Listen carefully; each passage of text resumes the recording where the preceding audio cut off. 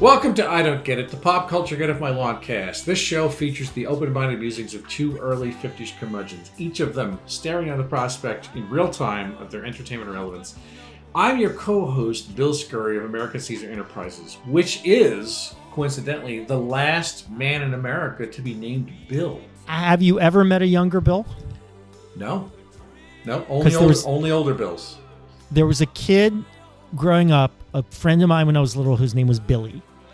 And his parents moved away when I guess he's our age. His parents moved away when he was young, and my parents got back in touch with his parents, became friendly with him again. And I actually saw them last summer because when my parents spent the summers in Cape Cod, I visited them, and this couple was traveling through Cape Cod. So I hadn't seen them since I was like 7. So I'm asking about their kids, and I mentioned like, oh, I remember Billy. And they're like, oh, Billy, yeah, no one's called him Billy in a long time. He's Bill. He's our age. Yeah. But, you know, Bill is now like Archibald or Kermit, or actually, I guess. Wow, not quite. There are Williams still. There are young Williams. All of Teddy Roosevelt's kids. I'm just going through Roosevelt's sons. I know. I have 2 friends who have sons named William, but their kids are both Will. It's like Gus or Ludovic or Arlo. No, Gus is big among kids. Oh, there are a lot of Gusses. I don't think I've met a Gus. There are Gusses. I've heard of multiple Gusses. In the Bay Area, you're saying? No, someone in New York. Yeah. I've definitely heard of multiple Gusses. That's such a throwback name. That's such a self-conscious name. But a lot of throwback names are coming back, you know? Yeah. But maybe not Bill. I mean, you literally have never met a Bill younger than you. No. I've met more. I mean, it's not quite as extinct as Dick, but that's for obvious reasons. I was going to pick I've met more Sugatas and people like that than I have Bills along the way. Interesting. Names come and go, my friend. And there also aren't a lot of Bobs. Most are Robs. But can you picture a baby named Howard, for instance? Doesn't that seem preposterous to you? I mean, it happened millions of times. Right, but in our recent vintage, a baby named Howard. Yeah, it is strange. I was on a plane not long ago, and 2 empty seats, and a woman and a baby sit down next to me, and she's got the baby in the carrier, and I talked to her briefly, and she says the baby's name is Mark. And I'm like, why does that sound weird? Yeah, it doesn't work. There are so many people named Mark. There were so many people. They were all babies. Yeah. So, and it's not like you would, so it just seemed weird, like, oh, the baby's name is Mark. And for some reason that struck me as odd. This baby's name is Garrett. It doesn't work. There's just something about a baby named Harold, right? It's a thing. Yeah, I mean, but it happens. It probably still happens. I mean, look it up, the Social Security website of baby names. I'm sure there were more than a few babies named Harold last year, or Howard, or Mark. Why does it seem weird? Aren't they all, isn't your namesake now, like, hasn't been very popular for like 10, 15 years now? Noah? So, in case you were listening for the first time, my name is Noah Tarnow. I'm the founder and the senior quizmaster of the Big Quiz. Good segue, yes. Excellent. The Trivia Game Show Spectacular, yes. The name Noah was pretty rare when I was born, and it was the number 1 name for baby boys, I think it's 2014, and it's still pretty high up. So it's interesting. I have what many would consider a name that's, younger than my age. I do run into more little Noahs than Noahs in my age cohort, for sure. Many more. Noah's a character in The Notebook, the protagonist of The Notebook. Did you know that? That's a very literary. I mean, obviously the biblical. I didn't know that till recently. I did not know that, but I'm saying it's like the name is all vowels to some degree with the H in there. Part of the reason I didn't like it. Part of the reason I still have issues with it. I didn't like it when I was young because people never hear it right on the phone. What? Nella? Milo? Miller? I once had someone, hi, Milita? And I'm like, what? Yeah, Milita. My name is Milita. No, and I also, as a kid, I thought it was weak sounding because it ended in the vowel sound, and very few male names do. No, I could get that. And that's more a hallmark of female names. So I had issues. I've made my peace with it, but I had serious issues with it when I was a child. Well, considering, but that's the funny thing is that I knew a lot of Bills growing up. Now, there were, again, my father was Bill. I'm Bill. I went to school with 2 Bills at least, if not another Will. But you were all Billy when you were Billy as a child, right? Yeah. There was one Will I grew up with, but the other ones were Billy, and then my father was a Bill, and my great uncle was a Bill. So the Bills were plentiful in that early period. Older. That's the thing. I was the last of the Mohicans without being a Native American or anything like that. The Bills at that point were extinct. We all died off. When you were a child, were there? So you said at school the other Williams were Will. There was one Will and there was a bunch of Billies. There was certainly a bunch of And Billies. what are all those Billies now? Oh, I don't know. They're out in the ether. I have no idea. Welcome to a show. I've always been kind of fascinated by names, name talk. I've read several books on the topic. So, it's something I find intriguing, but that's not what we're here to talk about. We are here, our show, trying to make sense of getting older and culture, and we talk about things that are hot, things that are happening. And Bill, I had seen headlines about this, but I do have my head in the sand somewhat about the AI revolution, if you want to call it that, for reasons that I will get into. But this week there was some significant consumer AI news, a dust up, as it were. A new product did it become available this week? Yeah, about a week or so ago. It's pretty fresh. Yeah, the ink is still tacky on this one. Right. Made by the Chinese company ByteDance, which of course has gifted the world TikTok, which we're all thrilled about. It's called Seedance 2.0. Now, Seedance 1.0, that was not available to the public in any way. I would never use it. I would never touch Seedance 1.0. I would never do that. That's right, ridiculous. But my question is, could you, if you wanted to, or do you have to be working for ByteDance to do that? I don't understand. You know what? I didn't see anything about it. I'm assuming that all these were all available at one point because people were waiting for the 2.0. So there must have been a crowd of devotees that were into the 1.0 version. Right. But now Seedance 2.0 is widely available, able to sample for free. I neither of us are paying the money. So do you even know how much it costs to use it unlimited? No, that's a good, because they have, you buy credits, right? Yeah. They got a chit system where you buy, you do transactions by the credit, but obviously you buy bundles of credit as you need.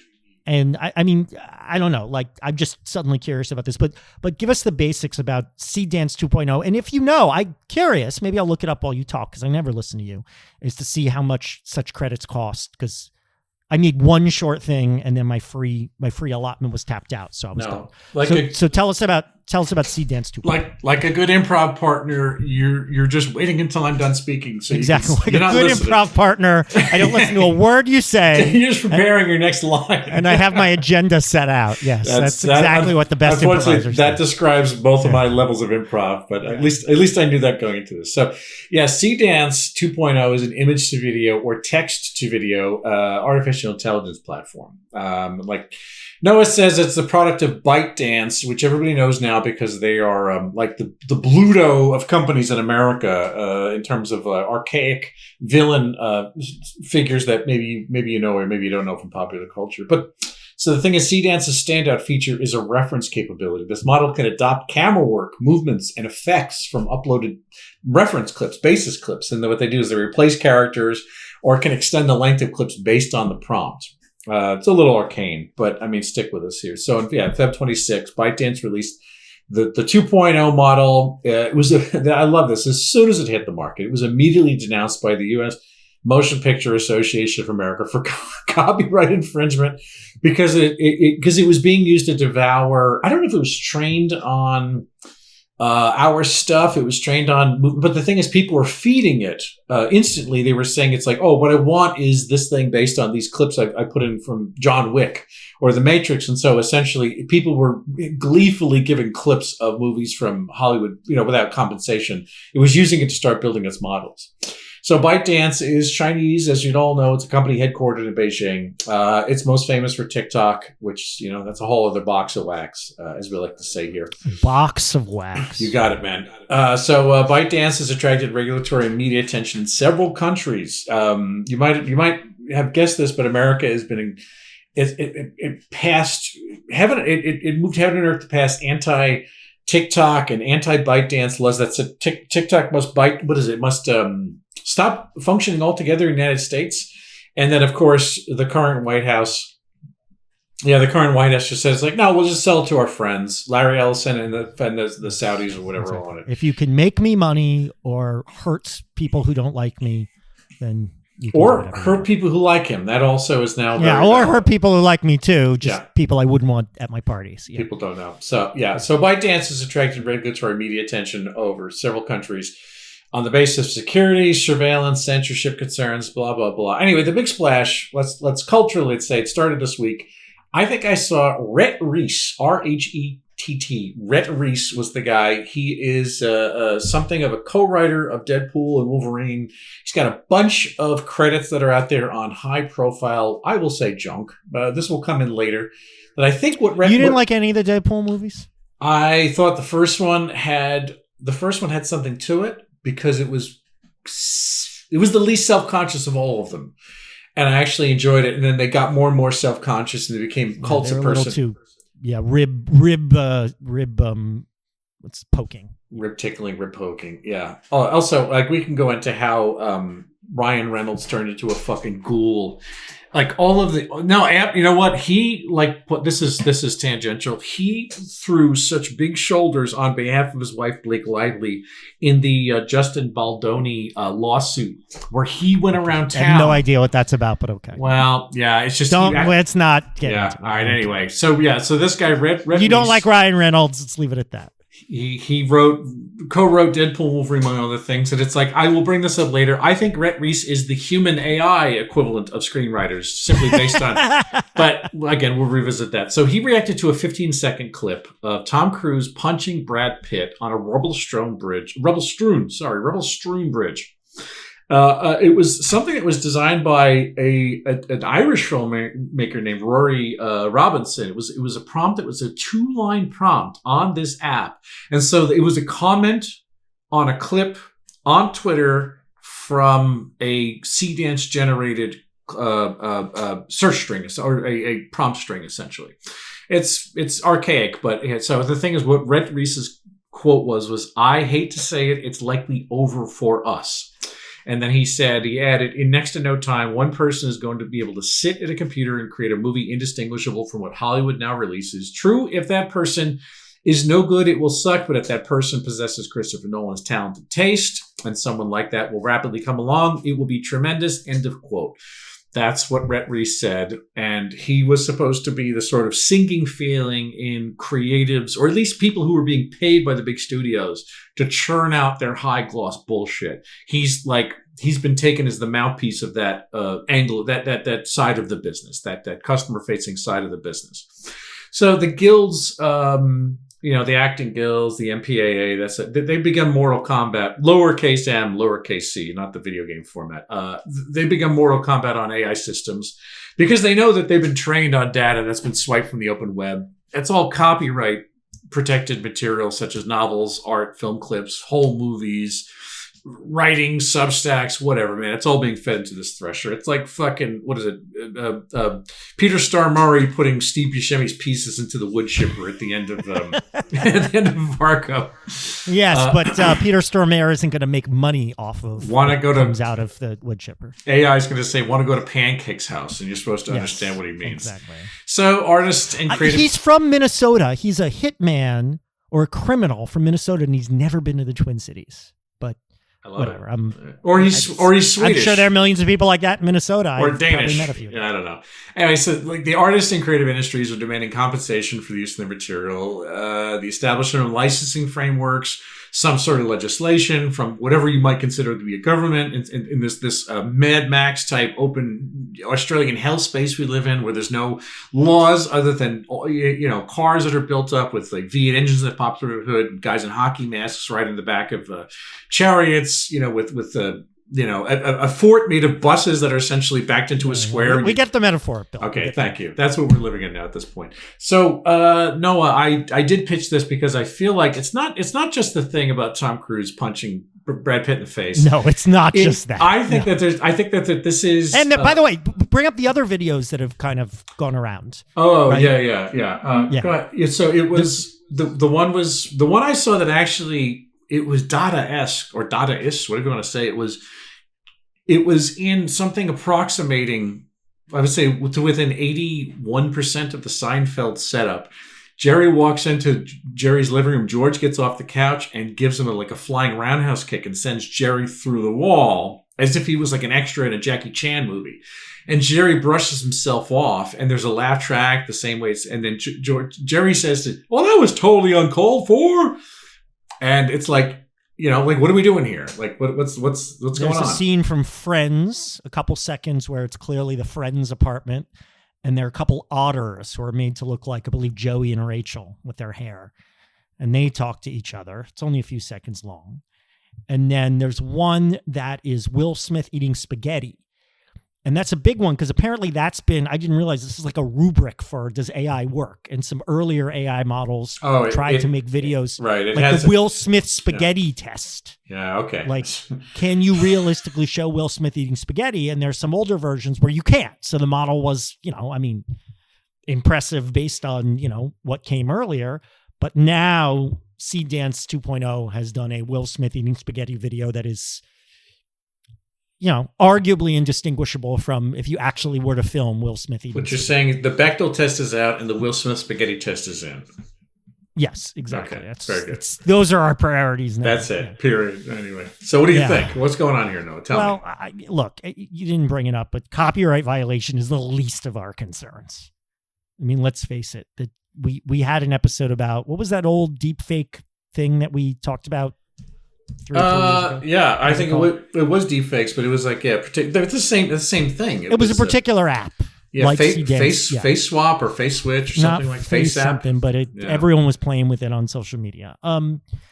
Copyright violation is the least of our concerns. What happens when no one agrees on reality? What happens when you can make a video of, Alexandria Ocasio-Cortez, committing genocide? What happens then, right?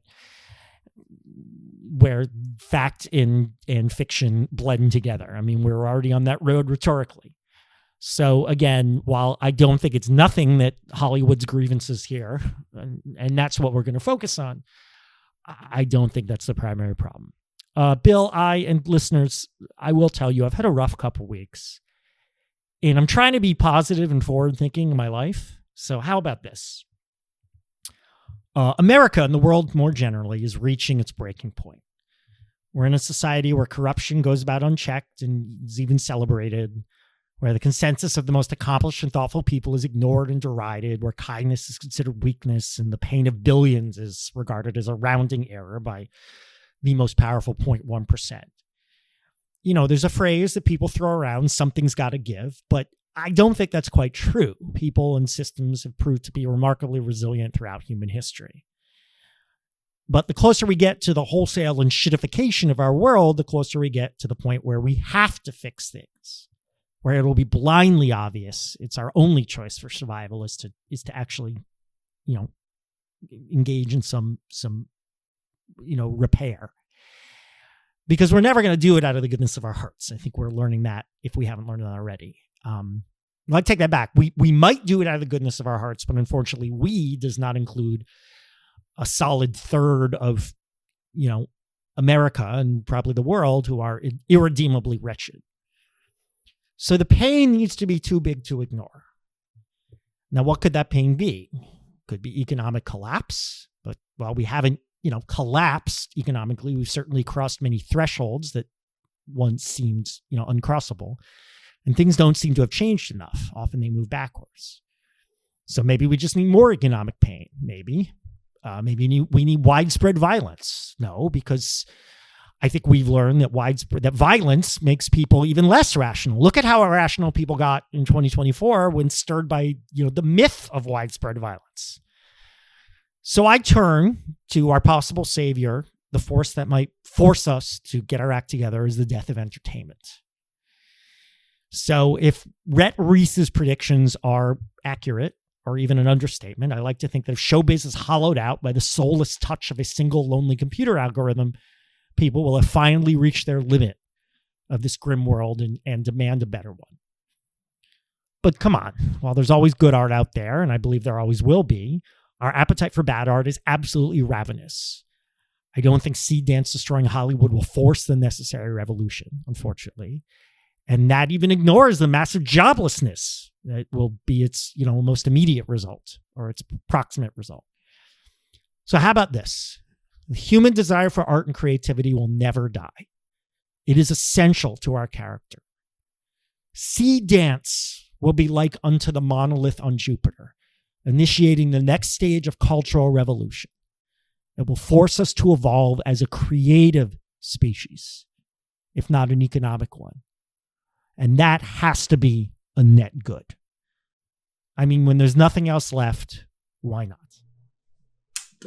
Is that a reference to 2010 or 2001? Because I like it. The monolith. I was thinking 2001. Okay, because in 2010, wasn't it on Jupiter? I actually had to look that up because and the second one in the sequel, Arthur C. Clarke had them. They're converging on the Great Red Spot, and what they do is they trigger a.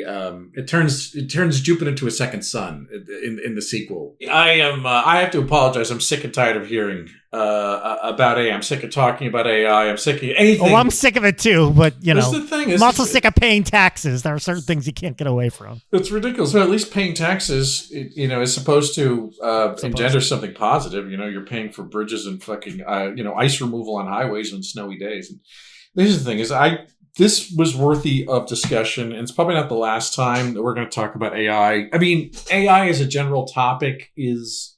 It has more facets than a dodecahedron is the problem.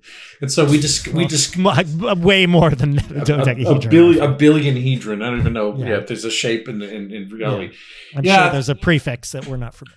So the thing is, it's like you can discuss the fidelity quotient of the finished product. It's like it's AI slop. Rhett Reese looked at AI slop.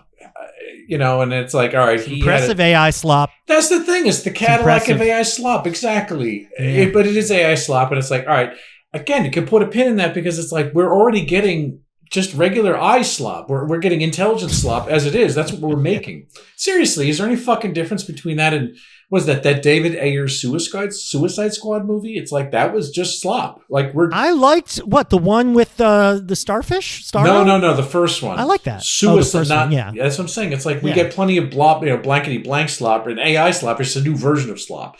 There's no shortage of slop around. The question is who's going to make it. But here's the thing. Look, I'm ByteDance. I think already started erecting guardrails in the last 2 days. Like they got the splash they wanted. It's exactly whatever hit the market and whatever people were chatting about. That's exactly that does nothing but help them. So then it's playing whack-a-mole, dude. Exactly, but on the other hand, like they have the ability. Look, they can do better than play whack-a-mole. They can let you go out there the way Grok AI was allowing you to put fucking Mitch McConnell in bikinis, right? And that's what AI is not. Oh my god, I can think of nothing worse than that. Well, that's the thing. There was all those AOC nudes that they were faking, and then they said, "Oh, we can't really do this," and it's like, of course you can do this. You can do this all you want. It's like it's your decision to turn it on or off, and it's like you decide to leave it on. That's your thing. I think that really, what this is about, and you described the idea of a creator community thing. I said, this needs to be just also as an ancillary discussion. It needs to be talked about China dumping cheap AI derived from centralized corporate source into the American market. The idea that China has, if you pay attention to the news and just, if you don't, great, you're wiser than I am, but it's like if you have your ear to the fucking, high people tension. not paying attention to the news is partly why we're here now. It is. On the other hand, you need some sort of self-care, and I get that. That's the thing. But there's a balance. There's a balance if you can get there, but it's very difficult to know where that balance is. I listen to too many podcasts. I watch too much news. I read too much news, and it's like what I'm seeing is that there are a couple of players in American AI that are driving our economy out to this all the cloud cover, as Scott Galloway, our former topic, is fond of saying, the blooming economy in this one aspect is keeping a lot of cloud cover over what there isn't a national collapse financially of America. It's not happening because the thing is OpenAI, Anthropic, xAI the oligarchies are keeping. It's something like 5 or 6 players is keeping the entire American economy afloat. Everything else has collapsed.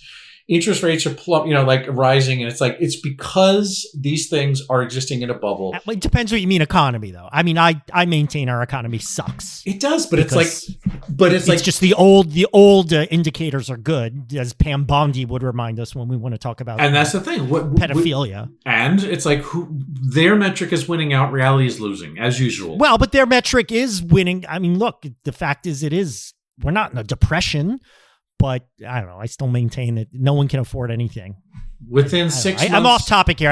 I bristle at the idea that the economy is healthy, even though it is within 6 months they're going to recharacterize what right now is a recession. But we're just too early to start making those metrics. Who's we here? We is going to recharacterize it as the best economy in history because some of them are already saying that. Anyway, so the point is, it's like what China wants to do. China's going to start playing Cold War dirty pool. They're going to start rat fucking, and it's like what China has any number. This is just one source of cheap AI that does one thing, and it functions cheaper than OpenAI. What is it, Claude and Gemini and all these other AI models that are out there that people are starting to talk about. That they're these enterprise AI models are going to be supplanted by cheap Chinese versions, and the whole point of it is to blow up the market cap of all these companies. And it's like China is out there right now trying to rat fuck us. And it's like I can't blame them because it's like this is their Cold We're making War. Ourselves very rat fuckable. I would exactly say. Right, and it's like, look, if it was a fair fight, if we were the quote unquote good guys again, and whatever that meant, it's like if it was during if this was 1968 and the Russians were trying to send spies with little snap cameras and little lapel cameras, and it's like you're just having a Cold War. That's one thing because it's like that's we had people in charge who weren't complete, either right. morons or economic nihilists. And that's like we are now. And it's like China's like they're not into keeping parity with us because China's beaten us on these things. What they want to do is destroy our economy. They want to inflict pain. And it's like I think that Seedance, people aren't necessarily talking about it, but I think Seedance is one of the opening salvos in debilitating the American economy by depriving the power of all this artificial intelligence capital that is giving us a false picture, an inflated picture of how well things are going right now. You killed Jeffrey Epstein, you animal! He was a good man! He knew too much about our Russia operations. He had to die, and now you die too. Most of the discourse about this is awesome, look how cool this is. Yeah. Right? Yeah. So my question is, why are, it seems, for the most part, Rhett Reese and some other Hollywood voices aside, why are people embracing this so uncritically? Well, look, the thing is this, I think it's as simple and as complex as what Rhett Reese says is that this Seedance reduces the work of hundreds, if not thousands, of visual artists to a 2-line typed prompt. And I can only imagine what it was make Brad Cruz kick punch Tom Pitt in the head in London, right? That's probably what the fucking prompt was from the Irish dude, Rory. It definitely wasn't much more than that. Yeah. It wasn't more complex than that. So I do want to see what an AI. See, that's so tempting. I do want to see what an AI makes out of Tom Pitt and Brad Cruz. I would be curious about it. Would get it. It would read through the bullshit. It would get there. So you think it would give you out, or would it give you some weird hybrid? Two guys fighting each other, both look like a hybrid of two of them. Woody Harrelson and Mickey Rourke fighting each other, Woody Rourke and Mickey Harrelson on the Space Needle and the CN Tower in Toronto. The CN Needle on the Space Tower. Yeah. Like when you do that, people were marveling over. I think that the read of it again, fuck everything about the Chinese sending in torpedoes on our economy. I saw so many examples on social media of people going agog at this looks so good. Hollywood is cooked like that. I kept seeing these are from people. These Hollywood are from people who and their thing is they were looking at this and the lighter than air punches, the fact that this was clearly, there's no filmmaking involved. It looks like what people think movies look like now, because what movies look like now is already a sort of degraded visual art form. What movies look like now, it's troughs of slop. Like I was saying, not the AI, but the eye that creates these things already is junk. And so it's like the fact that everybody gets to say, wow, I made my own version of Brad Cruz, kicking Chaney Jack in the face or, some guy along the way. Right? It's like there's Chaney Jack just got that. Okay. It's troughs of slop for the people who love. And the thing is, it's not even a feature film because fucking people can't sit in front of a feature film now. They get tired. They want to order food. They wind up checking TikTok as they're in a movie theater. Heard about the college students the film students who can't finish a film? Yeah. We're watching The Godfather on 2x speed. Right. Because it's like, I just want to get through it. God. So there's, the thing is that the attention span's been fractured into a billion different pieces. It's look, how many novelty videos where they have Nicolas Maduro dancing in a tracksuit in a video, an AI generated slop of him in that Brooklyn lockup, right? It's like, the thing is, at this exact moment, this was a buzzy thing because it makes this content. It looks like anyone can just come and make a ridiculously outrageous thing. I saw one clip I saw was RFK Jr. On a not convincing looking podium with people who were really just moving behind him robotically, and he was imitating Jar Jar Binks talking about how people are going to die from the measles. Oh my God. Yes, and it's like, look, I understand nobody thinks that's real, but that's what people want to see. They want to make that, and that's going to be considered fucking Flannery O'Connor fiction in our day and age. That's what it's going to be. We've made a god out of tech. And, even as a lot of our discourse derides the barons of digital industry, we embrace their products almost out of blind loyalty. How many people railing against, especially here, I see this in the Bay Area, railing against Elon Musk are still driving Teslas. How many people, critical of Apple are still using iPhones? We hold on to this stuff like a binky in the frightening new world of toddlerhood. So our muscle memory demands we be enchanted by, the Fresh Prince slurping down pasta. Our knee-jerk response is to be impressed by it. I mean, it's impressive. And that is our first, second, third, fourth, fifth reaction before we consider the cost of such impressiveness. And also, why, and maybe this isn't so bad, it's what's next. It's why we went to the moon. It's why we talk about going to Mars. Humans are curious. Humans are strivers. And I have to believe that curiosity is a net good. I mean, look, I've said this for many topics in the past. This wouldn't necessarily be bad. This might be great if we had more of a culture of care and compassion. The Jetsons' dream of a 2-day work week, coming home to a wisecracking robot maid. That's what we want from this kind of stuff. George Jetson owned his house. That's how much equity he had. Yes, exactly. Do you know, George, that Jetsons was set in 2062? We are like less than 40 years, supposedly. And I don't think we're going to have, what was her name? What was the maid's name? Irona. Rosie? Irona. No, Irona was Richie's robot maid. That's true. Rosie. Yeah, right. Rosie. That's true. Rosie. I don't think we're going to have that by 2062. Yeah, I mean, why? Because we're human beings. And it doesn't have to be bad, but this is the way we are. And we just, look, this is what I say about our country all the time. This is why I still consider myself a patriot. I love this country. And I think this country could be a lot better. It could be great. It could be awesome. It's not, especially right now. And, this could be great, which is why we embrace it. But we're just refusing to let it actually, be a net good for humankind. You think you're in control. Control? You're not. When you were an anarchic kid who was antisocial and edgelordy and shitposting, would you have liked whatever Seedance is offering in terms of spaghetti monsters fighting Will Smith? That would have been interesting. The spaghetti attacked him. That is one of the videos. Is he actually really? Yeah, it looks like it's an outtake from Men in Black. It looks like where he's fighting a giant monster composed of spaghetti. Oh, I didn't. I just saw him eating spaghetti. I saw that one. I saw that one too. Reasonably realistic of Will Smith eating spaghetti. Yeah. I can't. I miss. Well, I could eat spaghetti. Spaghetti's good. I could fuck up some spaghetti right now. It's pretty good. Yeah. Right? Did you call it Pischetti when you were a kid? No, I did not. But you I feel like that's a myth that kids say that. I'm not sure. I think about when I was young, and I've always been intimidated by new tech. I was always like, no, slow down. I was never a tech guy, a computer guy. And I can only imagine if I were at a point where I was less sure of my place in the world, I would be so fucking scared of this. What job am I going to do? What job? I might lose my job now, but I won't be the first. So there'll be a lot of company on the breadline.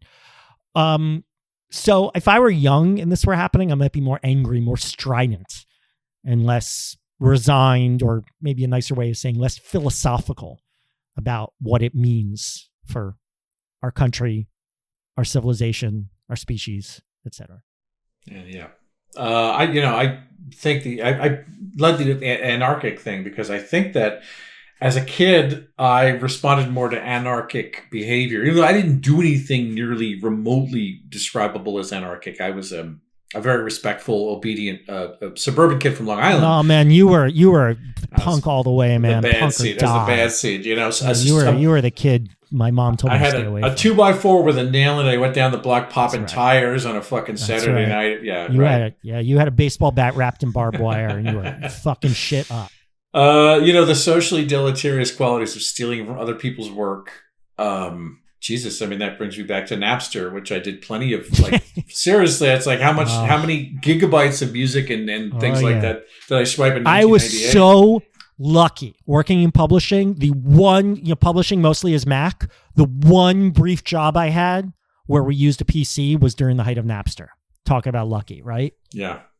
But, Mac had Napster, and I No, it didn't. Not at first. It did? Oh, no, but it did. I did most of my... The height of Napster, it was all PC. Oh, well, I used Napster, and it was pretty good until about 2000, 2001. Really? Yeah, absolutely. You were late on it then. Anyway. Maybe I was. That may be true. But, so the thing is, the idea of stealing from other people's work to generate antisocial imagery wouldn't have felt so bad because I didn't have this idea that there's fair play, this idea that you could hurt people, and having the ridiculous aspect of watching RFK imitate Jar Jar Binks to talk about how people are going to be thrown off their healthcare rolls would seem just on its face so ridiculous that you can't take it seriously, but it's also anarchic art, like a Banksy stencil on the wall somewhere in the West Bank. Like, oh, this is a strange place to see this art. You can't take it seriously, or it's a dead serious comment of what's going on. I don't know. But the thing is, I don't know if I'd had either the taste or the sensitivity to parse the difference between, man kick other man in head or, The Last Picture Show by Peter Bogdanovich. It's like when I'm young, there isn't necessarily, it's all one flat piece of art. I had to generate a taste in art. I had to put myself through sort of film school, music school, all the different schools of generating taste until I realized, oh, this isn't flat. There are peaks and troughs in the middle of this art form. It's not all just one thing. It's not just, fucking Robert Fripp on one end and Wesley Willis on the other. Wow.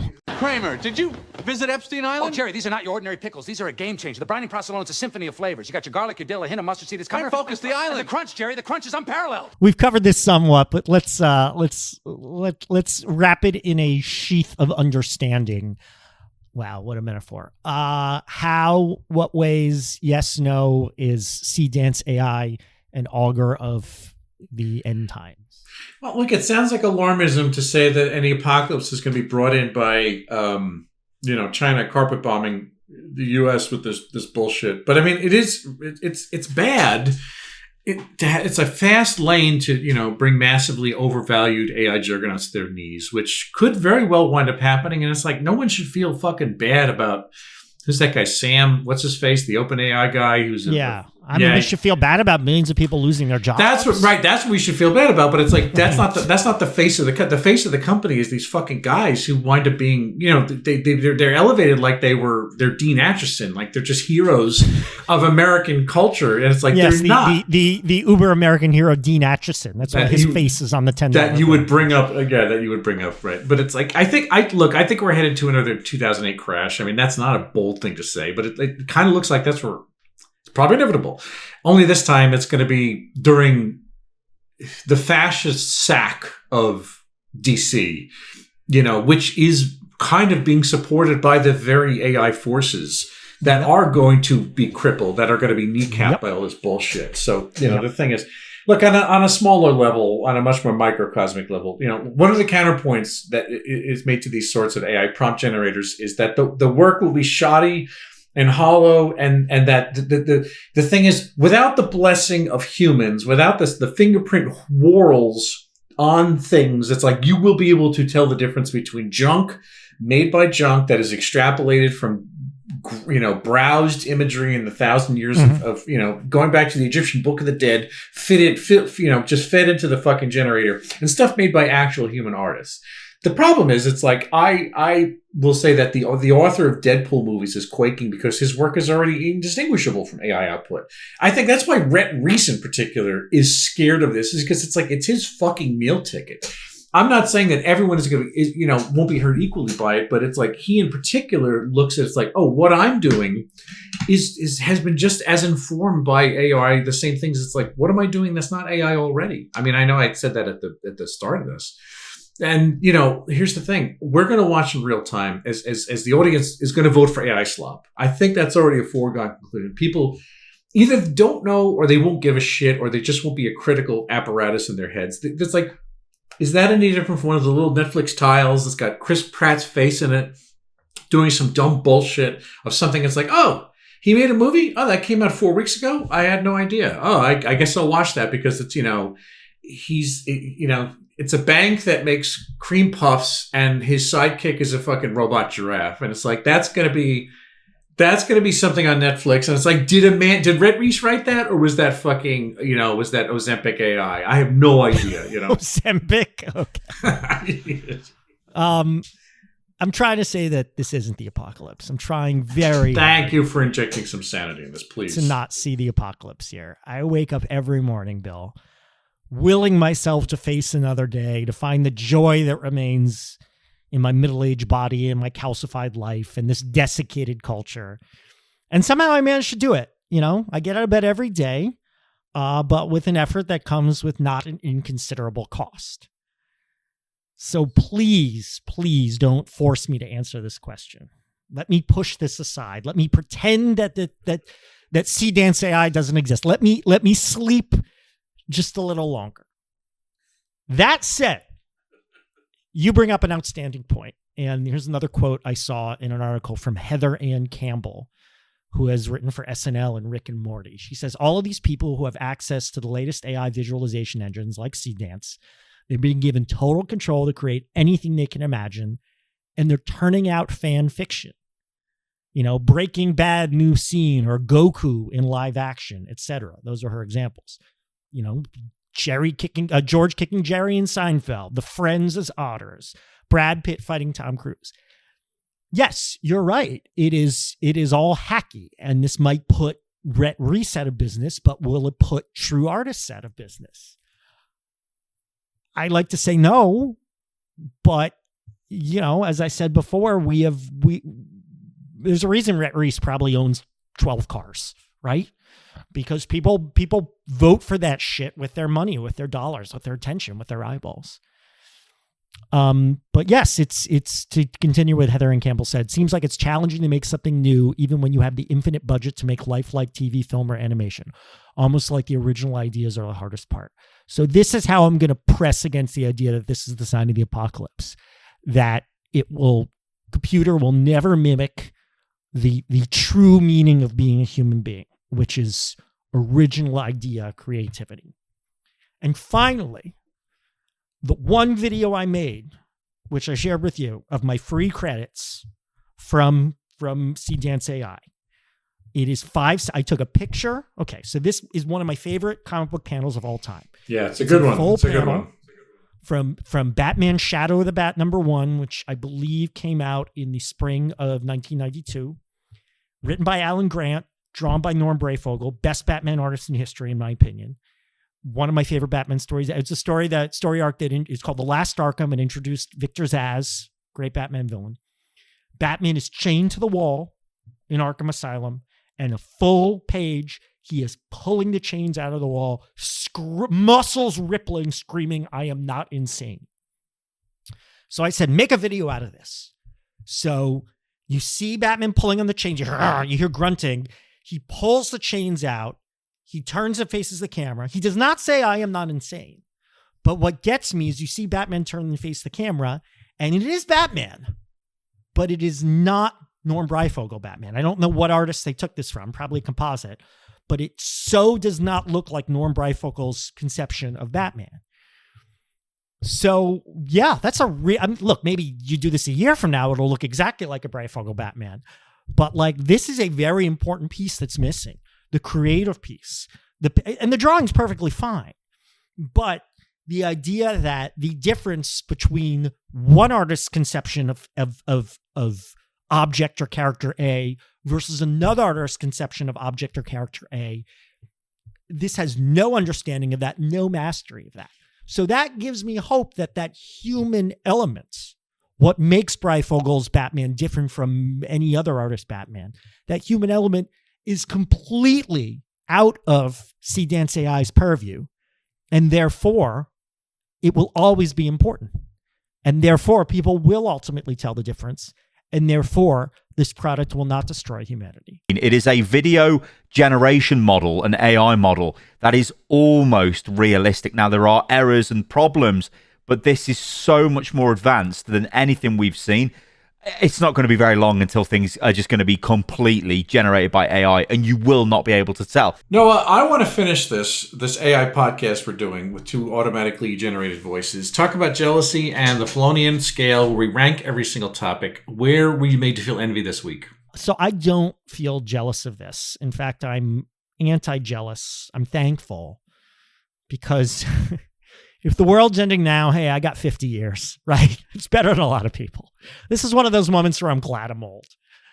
So I'm not jealous. What about you?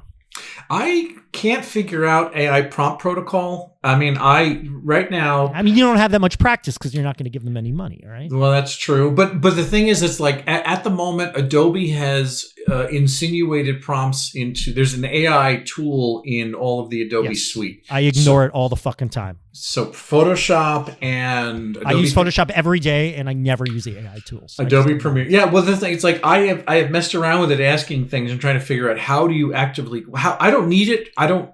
This isn't something I do for a living. It's more or less just a craft thing. I'd be interested to know, but I can't. And when I was looking at Seedance, I could not figure out how to make use of the UI. I just didn't understand.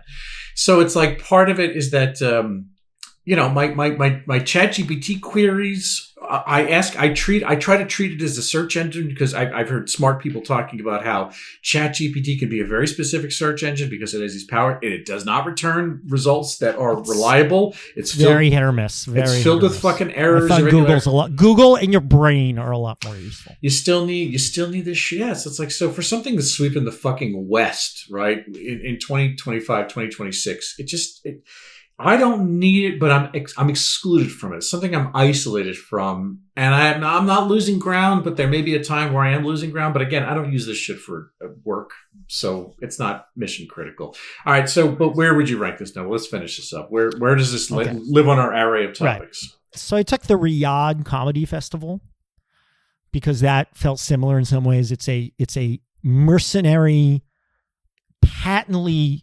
destructive, antisocial perversion. Yes, yeah. Perversion of one of, I think, the greatest elements of human creativity. Riyadh Comedy Festival was comedy, stand-up comedy, which I just think, if I didn't say that, I think is one of the greatest art forms there is. It says so many great things about human beings that stand-up comedy is a flourishing art form and has been for, I don't know, probably in some form a couple centuries now.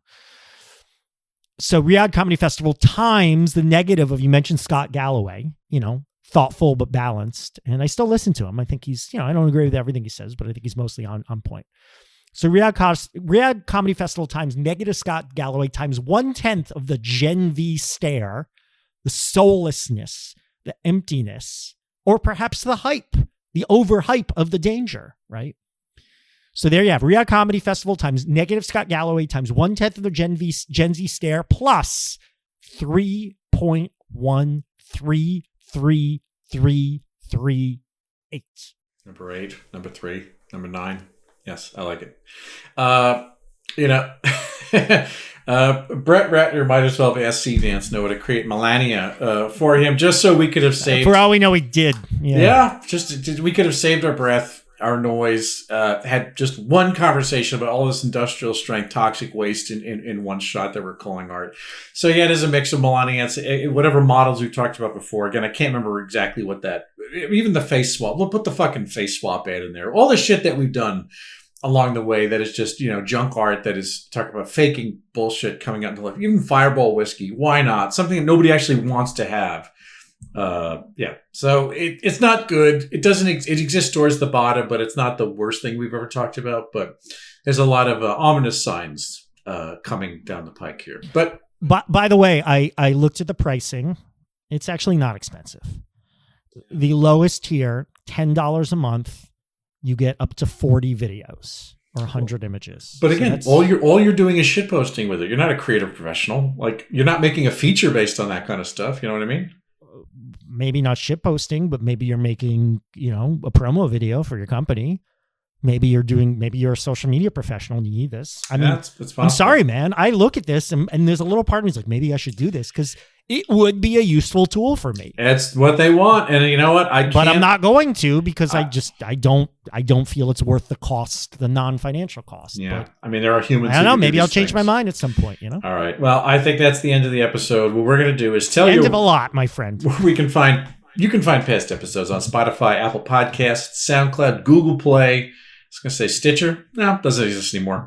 YouTube, or exists on YouTube. Our hottest episode on YouTube, Noah, as I sent you a text, was the heated rivalry. It had, like, by a factor of 5 or 6, way more. I had a couple interesting conversations by heated rivalry this week, my friend. Oh, how about that, huh? Okay. I asked my niece if she had heard of it. She's 12. Had she? And she hadn't. And I told her the plot. I said, well, you're a little young for it. But she asked me if it was a reality show, which I thought was interesting. You said it's your reality, but it's definitely not. And then I discussed it with an actual living, breathing homosexual. And they said, I think it's charming, but it has some problems. There you go. So I thought that was interesting. I take all my best notes from actual living, breathing homosexuals. So. Well, they have a perspective that we lack. Let's be clear about that. Yeah. So you can skeet to us at noandbillshow.bsky.social. Write to us, noandbilldon'tgetit@gmail.com. Reviews are welcome. We love that shit. It's great. At billscurry.bsky.social. At William Scurry on Twitter and Instagram and these things such as this. YouTube.com/IamCaesar is all the video angle of things that I do, and this program will be there. And Noah is also assailable as well, too. Assailable. I want to be assailed, folks. At bigquizthing.com. Learn about the Big Quiz Thing, America's premier provider of corporate and private live trivia events nationwide, worldwide. Currently gearing up to do an event about AI, trivia about AI. That'll be fun. But also exciting is on March 2nd, I'm back in New York hosting a rare public event back at the Slipper Room where it all started. Tickets on sale now, bigquizthing.com. It's going to be a lot of fun. We're going to have a good time, some good prizes, some good laughs, some good trivia. So check it out or hire us for your corporate private events wherever you happen to be. All right, everybody. Until someone makes an AI video which finally passes the big test of DJ Jazzy Jeff eating gnocchi. We don't get it. A production of American Caesar Enterprises 2026.